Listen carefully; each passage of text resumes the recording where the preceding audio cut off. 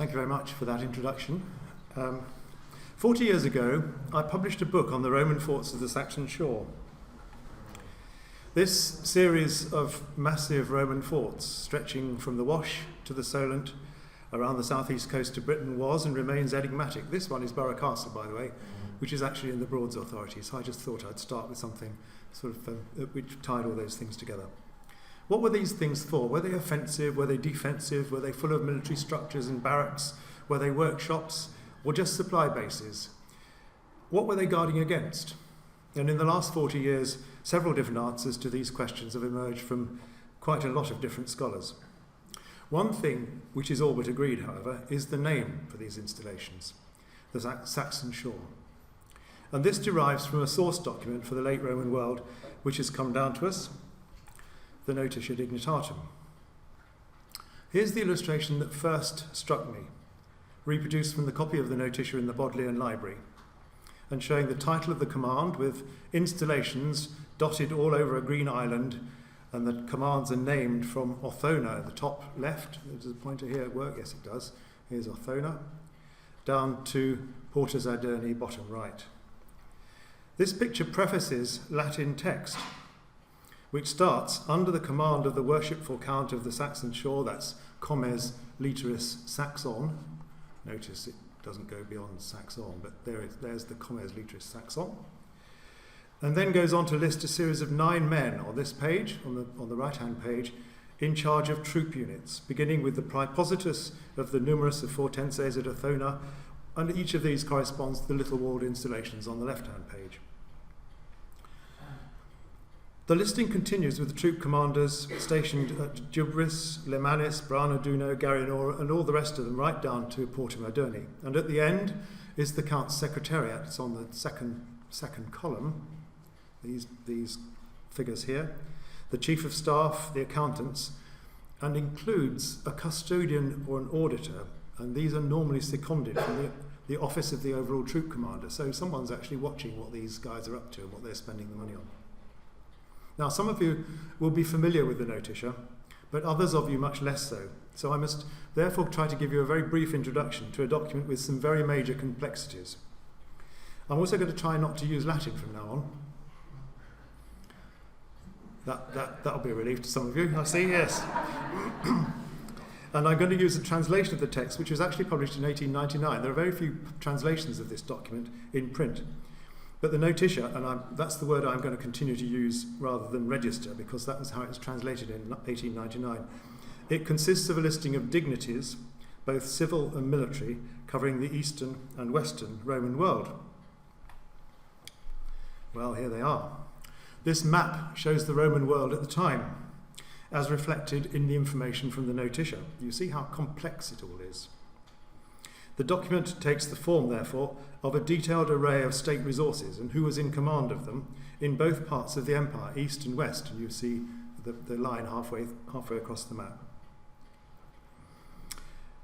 It names about 200 civil and military commanders, nearly 1,000 troop units, and about 650 places, many of them frontier postings, where specific units of troops or other facilities, such as arms factories or mints, were based. Some of these commands are preceded by picture pages. There are 42 of them, like the Count of the Saxon shore in the east, and 45 in the west. And there are 2 further pages, not specifically eastern or western, lie centrally in the document, so 89 pictures in all. There's been a long debate about the date of the information this document contains, as well as what it was for. Because if we could pin down a specific date, it would give a valuable insight into the late Roman administration and the deployment of Roman forces at a particular point in time. But the information it contains seems to relate to different points in the Roman past.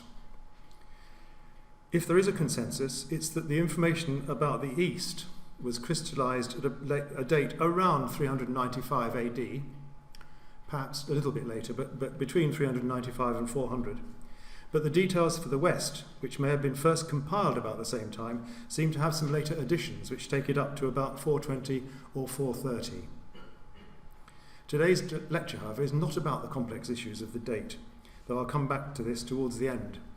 I want to focus on the pictures and tease out some of the issues which follow from a consideration of these. But before I just do that, I must acknowledge some of the people and institutions on whom this lecture relies. The debate about the character and the nature of the document keeps on going. Most recently, there's been work which has enriched this lecture by Michael Kulikowski, by Peter Brennan, and Ingo Meyer, whose map this is.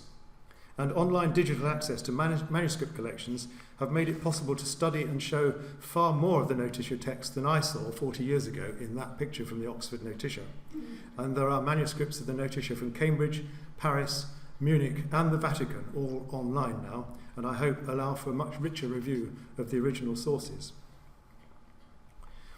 The Notitia is only one of a handful of illuminated manuscripts which survive in any form from late antiquity, either as original documents or as copies carefully handed down in a manuscript tradition. I've pulled out in this picture 4 examples of other documents from late antiquity, from the 4th to the 6th centuries. They include manuscripts like the Virgilius Romanus, which is top left, one of the 3 illustrated texts of Virgil or Homer to have survived from this period of date. Technical treatises, that's top right, for which my example is a medical text by the 2nd century BC Greek author Dioscurides. This is a copy which was actually produced for Anicia Juliana, who lived from 462 to 528, so it's late 5th century to early 6th century in date.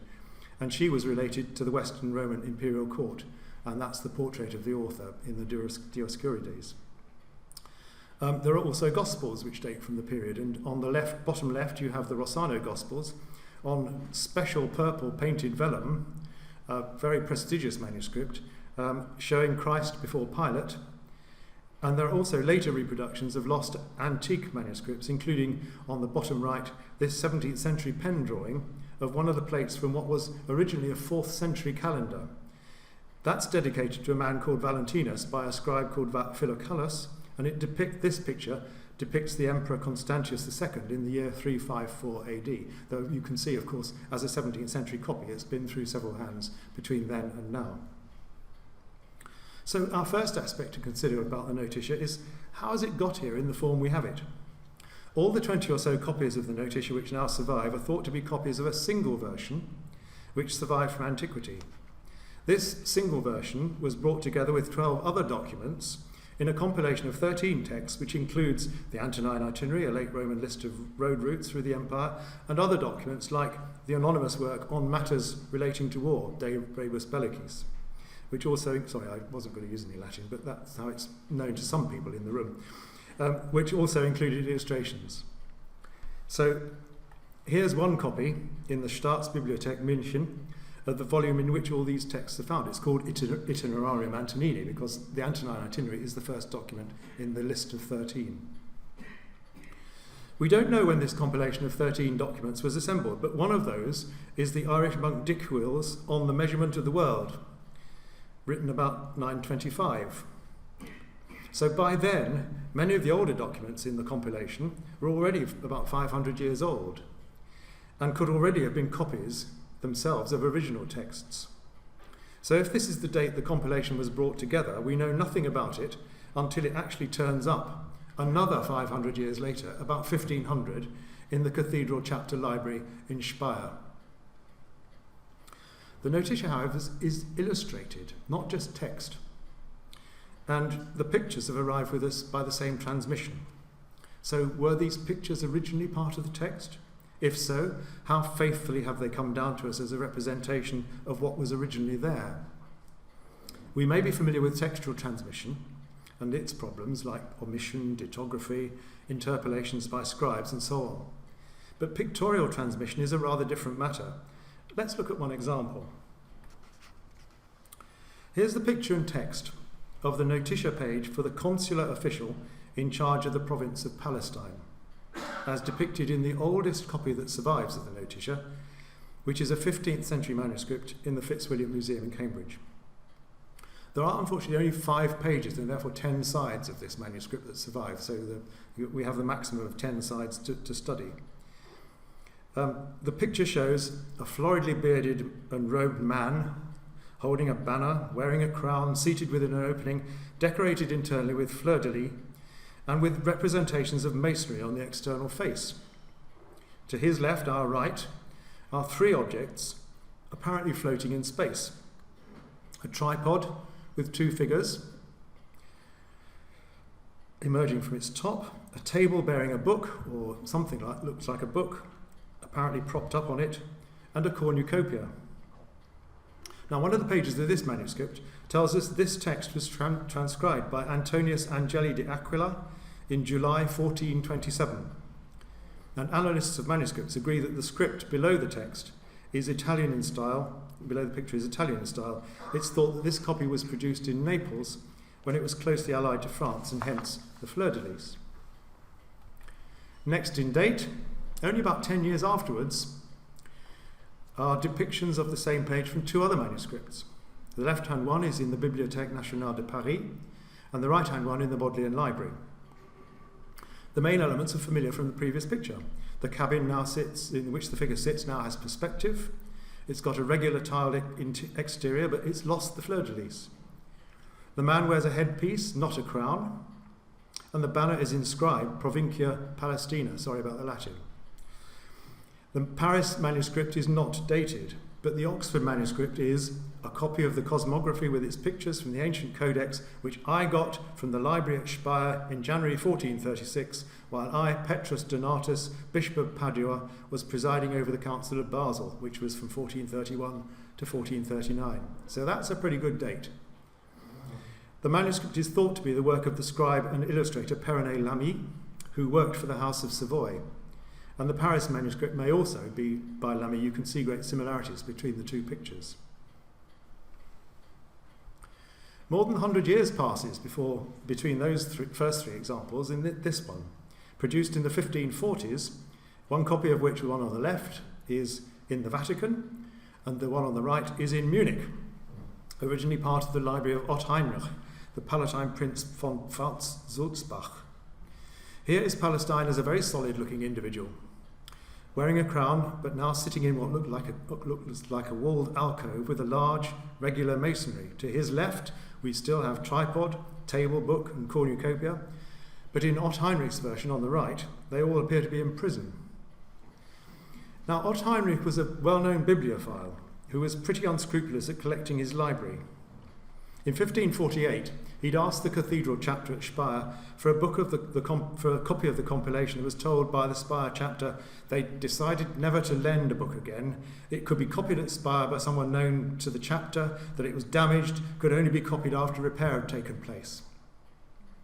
Ott Heinrich replied to say he was content with all this, but he did want illustrations which accurately portrayed the old copy. The chapter told him to be patient. This illustration comes from what he was eventually supplied with. Now, Ott Heinrich, you could see he's the sort of person who doesn't take library books back, can't you? Now, Ott Heinrich didn't like the style of the pictures and asked for the original text to be lent to him so he could get a proper copy. The chapter said they would try to find an illustrator to do this, and in 1550, Ott Heinrich asked again what progress is being made. Speyer couldn't find an illustrator. But since Ott Heinrich was getting upset, they gave him the text that they just supplied him with. That certainly wasn't enough, because soon after 1550, Ott Heinrich had arranged for his own illustrator to copy the original pictures of the book at Speyer. This is all explained at the beginning of the book I showed you earlier, the Itinerarium Antoni, which is in fact this copy dating from the 1540s, which was given to Ott Heinrich. The explanation is given in Latin. Because the original pictures were in the style of the present age and didn't match the original copy, the prince wanted the original style not only of the text, but of the pictures. So he saw to it there would be a fresh depiction of each drawing and figure exact in colour and proportion to the original, and true copy, with all its finer points and measurements. And if you want to see these, go to the back of the book. So if you go to the back of the book, this is what you see.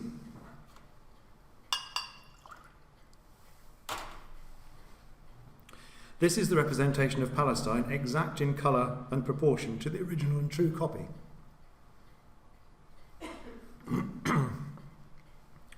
The pictures from the second set of illustrations bound into the back of that big volume we saw earlier. A seated, much more androgynous figure than the others, with a mural crown, at the entrance to a tent or a cabin, holding a blank banner and accompanied by the three floating objects: tripod, table book, and cornucopia. the figure seems to have quite a 5 o'clock shadow. But if this figure represents the province of Palestine, as is very likely, she is very likely, like other representations of provinces and dioceses in Roman iconography, to be female rather than male. So it's possible, actually I'd say it's probable, that this was intended to be a female image and that the beard is just an ink smudge. Now you can see the amount of interpretation and embellishment which has been added to this figure by the other earlier illustrators shows just how difficult it could be to interpret what was originally shown in the Notitia if this set of final drawings, earlier drawings, original drawings, didn't exist. Here are all the versions that you've seen together on one page, with the latest one, as it happens, but actually the one which is closest to the earliest drawings in the middle. This shows the extraordinary range of interpretation and alteration which later artists have added to the original picture, though there are elements of the original which are on occasion transferred reasonably accurately. For example, the treatment of the tent, some in the Paris and the Oxford manuscripts, the headdress in the Paris version, and the representation of the cloak and undergarments, though not their colour in all of the copies. And although these illustrations in the back of the book are the original and true copies, we don't know whether the picture from which even this was copied was 5th or 10th century in date, because it could have been the very early manuscript, or it could have been a Carolingian copy when the compilation of manuscripts was put together. And I'm assuming the compilation was put together in about the 9th or 10th century. A fragment of the original Speyer manuscript, which has survived, which is not part of the Notitia text, has been identified and diagnosed as being Carolingian date. And this suggests that the text and pictures of the Notitia had already been copied before Ott Heinrich insisted on having the old-style illustrations made for his copy. So what relationship do these pictures, copied so faithfully by Ott Heinrich's artist, have with the pictures, if there were any, originally in the Notitia text dating from the early 5th century? There are 89 pictures in the text, as I've said, so in exploring these matters I have to be pretty selective.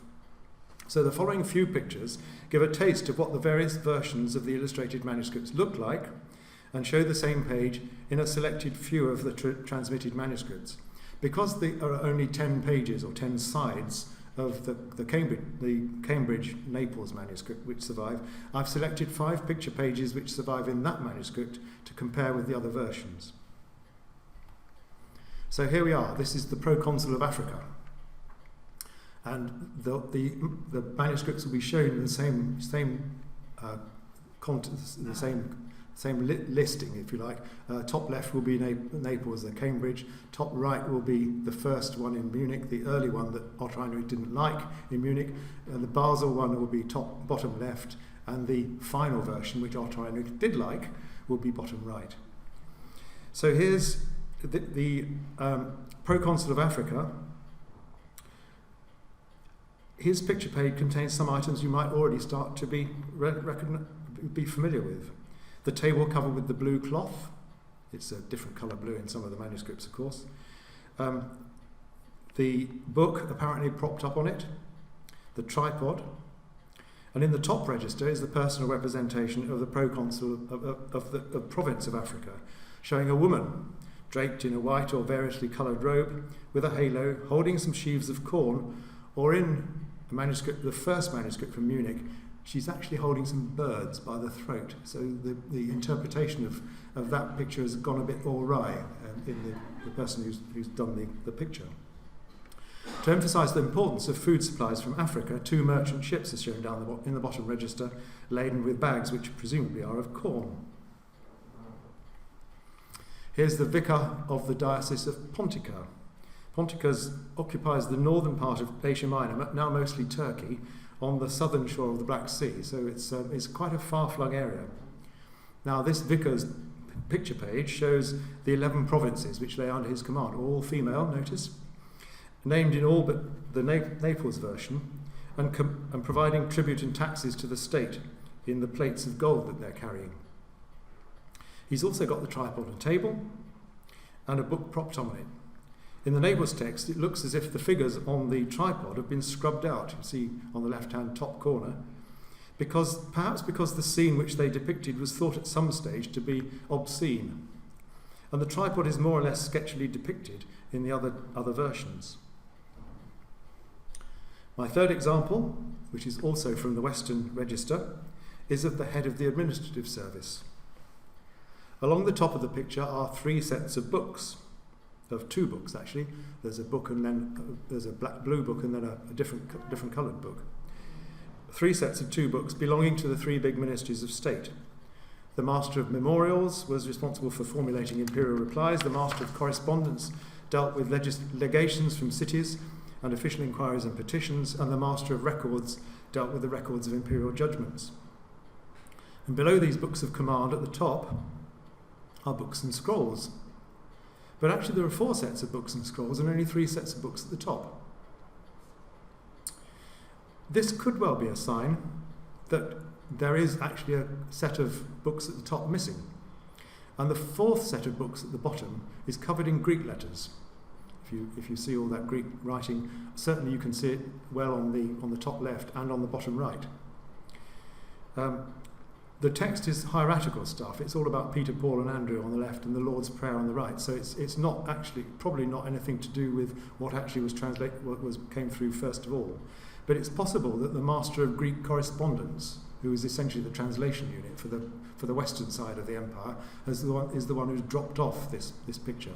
But some of him is still there in the picture attached to the text. Now, one of the commanders of troops. This is what the Saxon shore commander would have looked like in all the different versions. The Duke of Valeria. It's a province in modern-day Hungary, opposite Budapest, really. It's in Pest, I suppose, opposite Buda. Or is it the other way around? I can never remember. But it's on the Roman side of the Danube. Comprises a series of troop emplacements, mainly along the bank of the river.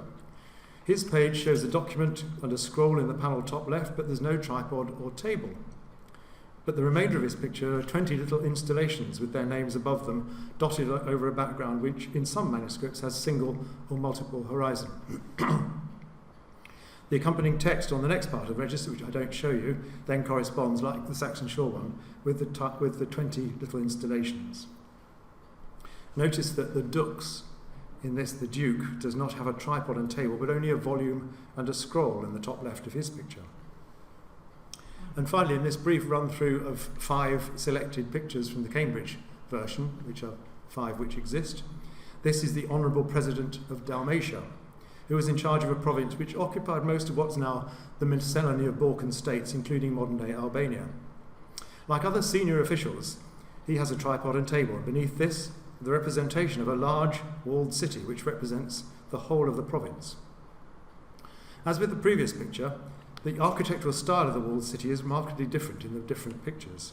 But since all of them were copied from something akin to what's represented at bottom right, the problem with disentangling what those original pictures might have looked like is not hard to see. So this gives you a flavour of the sort of evidence the Notitia gives us with its pictures. And where there is a picture, there's also normally text listing the resources, and there's also mobile troops which don't tend to have pictures. They are the so-called field armies, as well as the factories making arms and armour. They're all listed under the command of some of the more senior officers. The senior financial officers also have listed under their command things like production of metals, coin and cloth, and the pictures act as a guide to the main responsibilities and the honours of the post. What can we learn from these pictures? And where do they and their subject matter fit within the iconography of late Roman art? Despite the fact that versions of the pictures we're looking at all seem to be produced were produced in the 1400s or 1500s, and that ostensibly the most reliable set date from about 1551, can the pictures be seen as having been integral to the Notitia text in the first place, containing depictions of items which were actually contemporary, or are they later additions? For the next few pictures, I'm only going to show you the Munich II illustrations. Those are the ones from the bottom right-hand corner manuscript, which is the one closest to the original. And I'll see to what extent those portrayals represent artifacts or can be paralleled by other illustrations we know to have been contemporary, i.e. a 5th or 6th century date within the late Roman world. Here, for example, is the picture page from the Count of the Sacred Largesses, one of the treasury officials. Under his command can be found the control of markets, mints, imperial factories, and his command, in addition to the table with the blue cloth and the book with the portrait, and is this the emperor on the picture?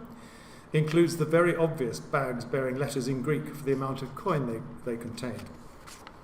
There are dishes of coins, gold or silver platters, palm leaves in gold or silver, and belt buckles and a strongbox.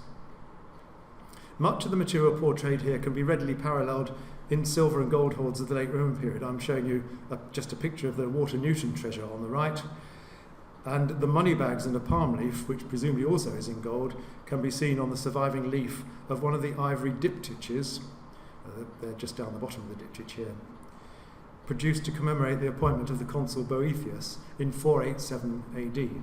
So we know that those are contemporary illustrations of the sorts of things you've got in the Notitia text opposite. The picture of the Master of the Offices shows the equipment of the palace guards and the products of some of the arsenals and workshops for which he was responsible. His picture shows circular shields with distinctive patterns, one of which in the middle, see this one in the middle here, shows an animal head and a circular boss.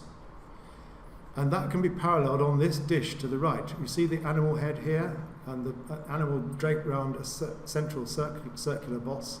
If you look very hard, it's a very worn dish. And another shield depicts a small archway. This is the archway here, which is probably also a misinterpretation of a small cartouche which contained a pair of imperial portraits. I'll show an example of this later in another picture. The dish comes from near Geneva. It's found in 1721, and it dates from around 370 AD and is thought to portray the Emperor Valentinian flanked by 6 of his senior officers who bear shields with some of the patterning similar to what you see on the picture to the left. The most senior officers, the Praetorian prefects in west and east, are shown with the table, book. Some of them have candlesticks. This one doesn't, but they do sometimes have candlesticks, and the tripod. They also have a chariot drawn by 4 horses. And here's the picture for the Praetorian prefect for Rome, who was in overall charge of the city. The chariot was mentioned by near contemporary writers as an important symbol of his status. And outside the Notitia, pictures of similar chariots are hard to find. But here, on the ivory plaque to the right, which dates from the mid-5th century, is the portrayal of a procession interpreted as the arrival of 2 bishops, bringing relics to the newly dedicated church of the Calcopratea in 448 AD in Constantinople.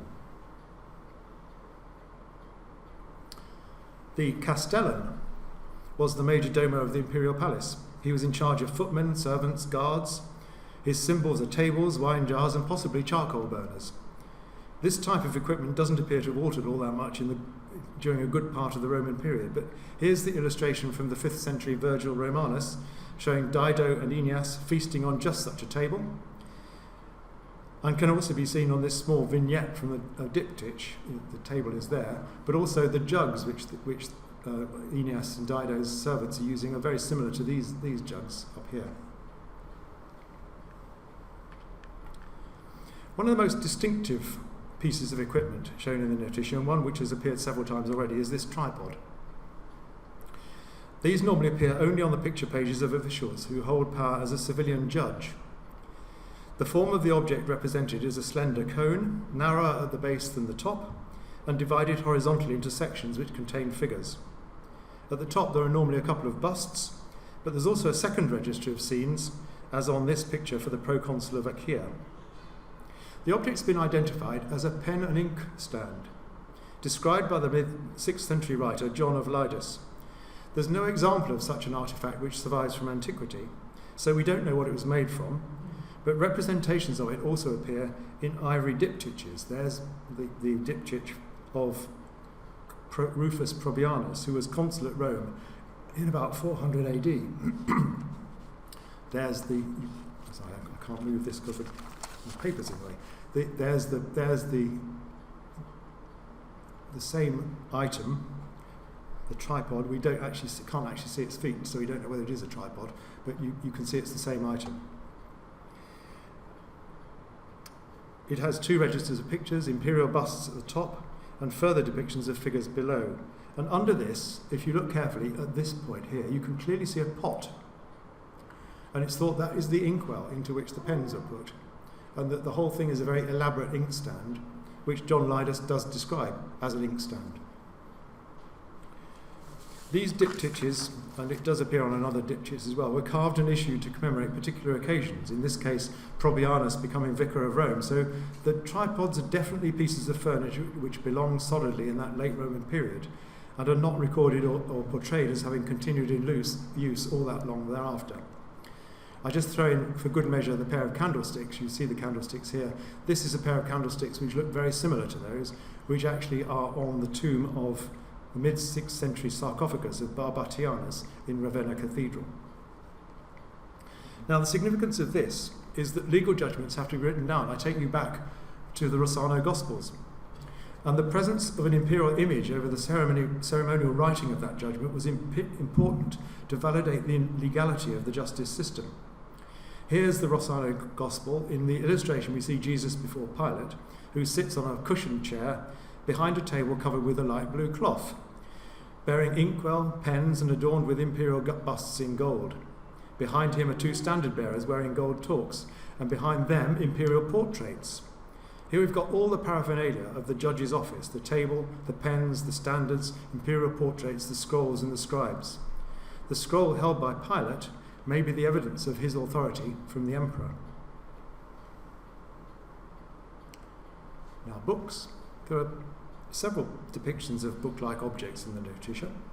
The page on the left, which illustrates the chief of the notaries, has an illustration of a bundle of scrolls and what looks like a tablet or book, and also underneath it, a book with an outer cover which seems to have been loosened. It's called Laterculum Maius, a bit more Latin, the major list. Some suppose this may be a portrayal of the Notitia itself, though in the Notitia text there's also mention in the Eastern lists of a minor list. This portrayal of a codex is pretty well paralleled by the picture on the left, the mosaic of St. Lawrence, in the Ravenna Mausoleum of Galla Placidia, which dates from the first half of the 5th century. In this view, the saint is seen moving towards the gridiron, which is going to be the means of his martyrdom, but in his left hand he's holding an open codex with other books in a bookcase to the left of the mosaic. Then there are the rectangular objects which appear frequently on the tables covered with the blue cloths, examples of which we've seen in those picture pages. Here's the picture of the illustrious master of the troops at court in the east.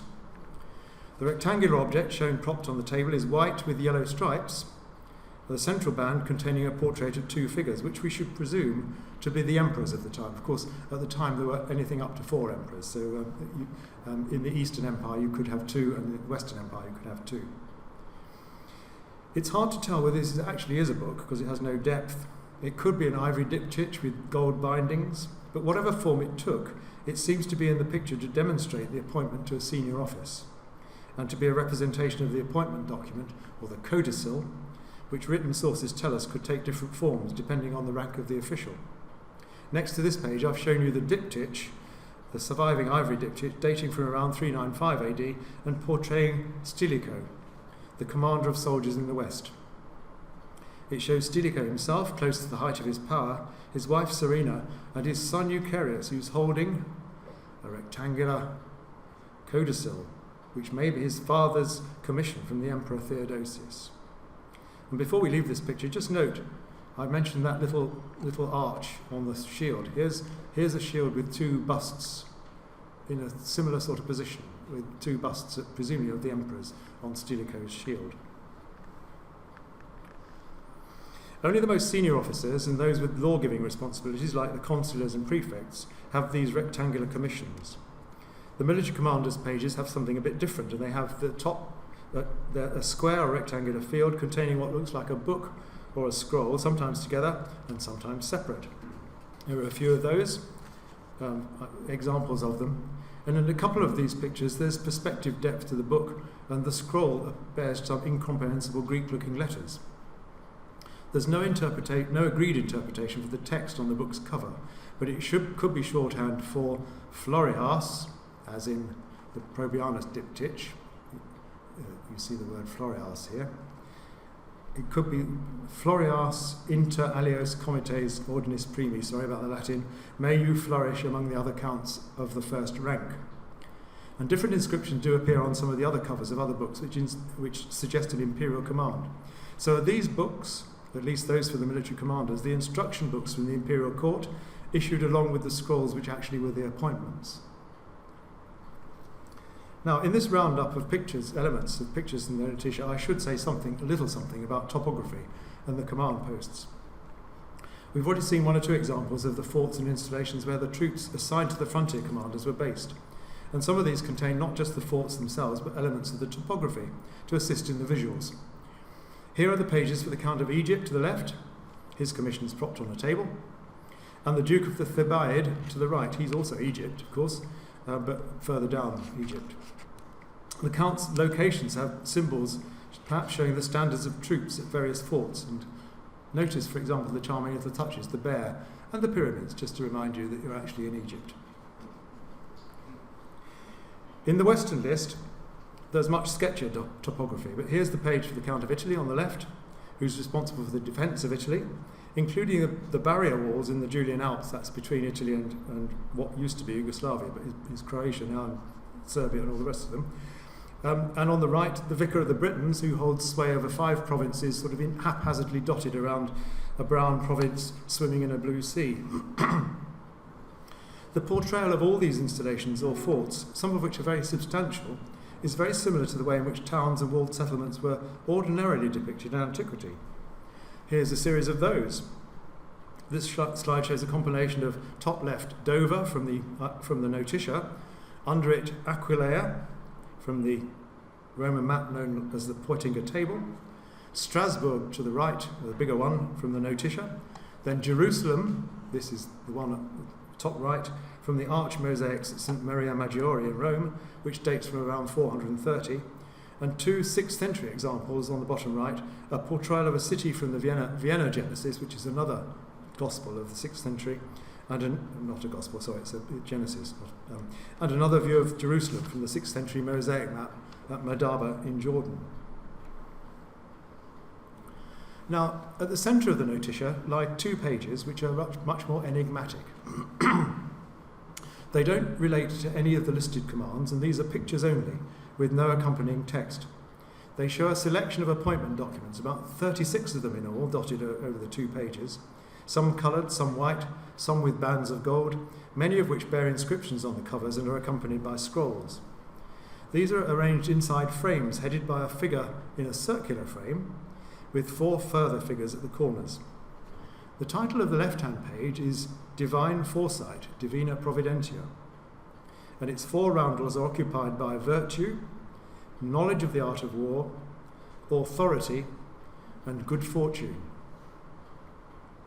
The right-hand page gives a portrayal of divine choice, Divina Electio, with the 4 corners being spring, summer, autumn, and winter. The pages look a bit like book cupboards, similar to the cupboard we saw with St. Lawrence in Ravenna, where he was going towards the gridiron. And these seem to portray the appointment documents along with some of the qualities which are used by emperors in reaching decisions about whom to appoint. On the first page are shown exactly the 4 qualities which nearly 500 years previously Cicero identified in his speech De Imperio as essential to a Roman commander. In his case, it was Pompey the Great he was talking about. On the second page, the emphasis is on the crucial choice of men to demonstrate these qualities, and the seasons perhaps imply that selection is constant whenever it's exercised.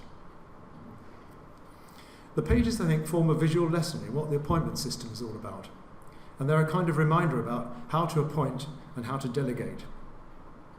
There's no way in which the late Roman Empire could be run other than through trusted governors and trusted military commanders, and in a compilation of laws and treatises in the 530s AD is a set of the instructions issued to one of the provincial governors, which give advice on a number of issues. Don't take bribes, don't bring public office into disrepute, make sure your staff and servants behave properly, pursue certain crimes with zeal, murder, rape, adultery, and so on.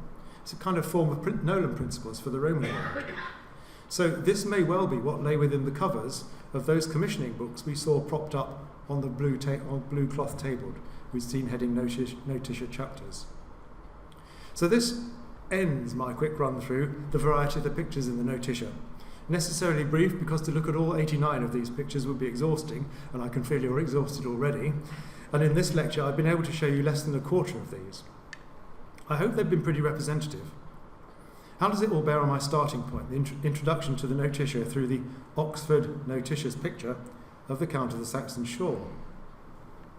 Well, there's the Oxford Notitia again, and there's the one it was copied from, on the right. Many scholars in the past have seen the Notitia as an accurate record at some stage of the main civil and military commands, a sort of official card index of who was where and kept updated by some scribe in the imperial notary's office, variously updated with new material and perhaps even used by and could be used for scholars of the Roman army from that point of view. That may indeed be one interpretation. And it's possible that the Notitia was to be a practical handbook used by the chief notary. You saw his page earlier with the four. Sorry, you did see a page earlier. It was the one with the big picture of the Codex in the middle, to record the various commands for which he could issue appointments and books of instructions. But what I've tried to do in this lecture is just to point towards some conclusions about the Notitia pictures, that they're of interest in their own right, despite the fact that the different manuscript versions have preserved many of the main elements of the original pictures differently. Even the set of original pictures, the ones on the right here, copied as faithfully as possible from the Carolingian original, may not have been as precisely as attached to the original text. There is some evidence of later insertions. We saw, for example, those Greek characters put into one of the versions, so it's clearly there's some Greek added in the hieratic Greek added in the 9th or the 14th century or 15th century. Despite this, the pictures do contain many indicators through their portrayals of objects which would have been found in the late Roman world that something pretty close to them was originally integral to the text as a whole. Their elaborate and graphic portrayals of the trappings of command, as far as we can see, largely accurate and consistent. For example, the portrayal of the tables, the cloths, the inkstands, the commissioning books. The portrayals of artifacts, forts, and other trappings of power seem to be pretty well contemporary, but also schematic and representational rather than geographically accurate. And those central pages showing divine providence and choice can be seen as an object lesson in how the emperor would be expected to undertake the business of delegating his power. Now, we've no knowledge of how many books illustrated as handsomely as the Notitia may have been circulating in the late Roman world. The production of books like the Notitia, or the illustrated Virgil, for example, we saw right at the beginning, will have been expensive, and it's hard to see why a repetitive list of commands and postings should have been anything like as elaborate as what we have in the Notitia. So do the pictures give us any clues about the vexed question of what the Notitia was for? And at this point we leave the presentation of facts and pictures and enter the world of a bit of speculation. The suggestion has recently been put forward that the whole document is a book of instruction and ideological purpose as much as an administrative one. Aside from the errors and the anachronisms in the text, let's just go back to consider the name of the document. Latin, I'm afraid. In the first line of the text we received is Register of the Dignities, both civil and military, in the districts of the East. But there's no title page. We don't know what the document's actually called. That's just the text as it starts. And you see on the previous page there is one of the previous documents in the compilation. The problem is that the word Notitia is normally found in its normal legal sense of knowledge or notice, as in the phrase to bring to the notice of somebody. Rather than being just a register, therefore, I suggest the title could and should be translated as what you need to know about the civil and military dignities, i.e. the Notitia about the civil and military dignities. If so, a search for a relevant context for this didactic purpose, not just what, but who was it for, in the early 5th century moves us even further into the realms of speculation. One person who needed this information, admittedly, was the chief of the notaries, so he could get the appointments he was making correctly authorised with the right military or civil trappings. But the double page about imperial power and how it's exercised could perhaps also point to a different answer. Is the Notitia actually intended to tell an emperor or school an emperor in his oversight of the whole of the civil and military commands in the empire? Seen in this light, the document could readily form part of a young emperor's preparation for office. We know very little about the preparation of Roman princes for assuming imperial power, but we should expect that a young ruler who was to take the reins of office when he became old enough would receive some training in what the role involved. And the Notitia as we have it does portray succinctly in text, and to some extent in visuals, the trappings of the imperial service in both east and western parts of the empire. It concentrated on the west, of course, which has been updated more consistently than the east. So, there is one context in the first decades of the 5th century where this would apply in particular. Valentinian III was born in 419, the son of Galla Placidia, we've met her already in her mausoleum, who was linked with the established imperial line from Theodosius I and Valentinian I. Here are the coin portraits of Valentinian III on the top and Galla Placidia on the bottom. They're both gold solidi, minted at Ravenna and Aquileia respectively. At a turbulent period of Roman history, Valentinian III sheltered for a time at the court of the Eastern Empire in Constantinople. At the age of 6, in 425 AD, he was named as Emperor of the West, and he was installed in Ravenna under the regency of his mother. This period lasted for 12 years, until 437, when at the age of 18, Valentinian became emperor in his own right.